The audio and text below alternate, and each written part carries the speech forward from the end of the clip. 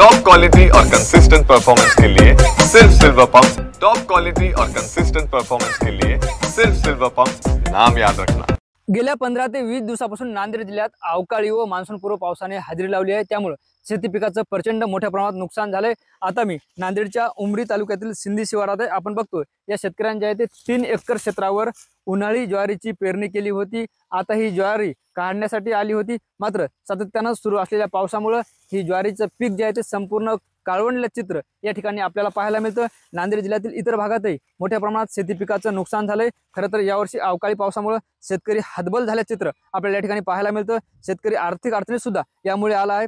यासोबतच आंबा असेल, पपई असेल, अशा फळबागायतीत सुद्धा मोठ्या प्रमाणात नुकसान झाल्याचं चित्र आपल्याला या ठिकाणी पाहायला मिळतं। आपण बघितलं इकडे समोर बघितलं तर या ठिकाणी संपूर्ण जे ज्वारीचे कणस काळे झाल्याचं चित्र आपल्याला या ठिकाणी पाहायला मिळतं। स्थानिक शेतकरी सुद्धा आपल्या सोबत आहेत, त्यांच्यासोबत आपण चर्चा करण्याचा या ठिकाणी प्रयत्न करणार आहोत। ज्या पद्धतीने यांनी लागवड केली होती यातून 4 पैसे मिळेल अशी त्यांना अपेक्षा होती, त्यांच्यासोबत चर्चा करणार आहोत। काका, काय नाव आहे, किती एकरवर ज्वारीची लागवड केली होती आणि हे संपूर्ण ज्वारीचे कणस जे आहेत आता काळे पडलेत?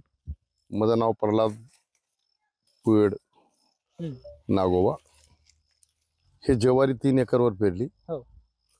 हे काढणीच्या वेळेला भरपूर पाऊस झाला आणि या पावसामुळे सर्व गेलं। आता हे कापून टाकल्यावर हे जनावर सुद्धा हे कंस खाऊ शकणार आले, इतकं घाण झाली। म्हणजे याचा दुर्गंध सुद्धा खराब आहे।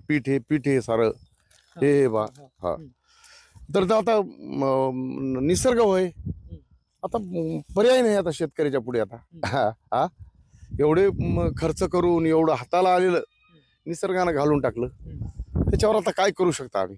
हा आम्हाला कोणी आता दाताच न उरला नाही। आता ईश्वरच काही करू। हा एक तर जनावरांचा चारा गेला, माणसाचा चारा गेला। हा 5 माणसाचा माझा परिवार आहे। आता सर्व ज्वारी माणसाला खायासारखी राहिली नाही।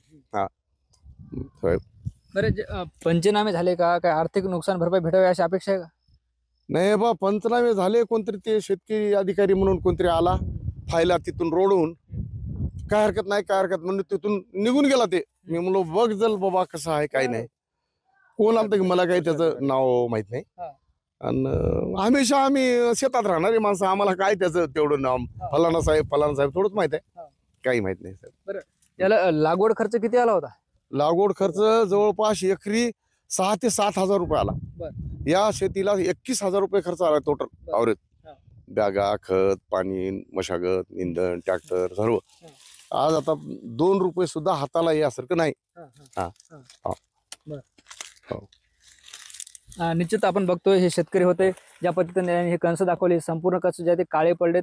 जवळपास 20 ते 21 हजार रुपये या शेतकऱ्यांना या 3 एकरवर जे आहे ते उन्हाळी ज्वारी लागवड करण्यासाठी खर्च केला होता। मात्र ही संपूर्ण ज्वारी जी आहे ते काळी पडली, त्यामुळे शेतकऱ्याचं आर्थिक नुकसान झाल्याचं चित्र सुद्धा आपल्याला पाहायला मिळतं। आणि कोणीतरी पाहणी करायला आलं होतं, रस्त्यावरून वापस गेलं अशी प्रतिक्रिया सुद्धा त्यांनी आपल्याशी बोलताना दिली।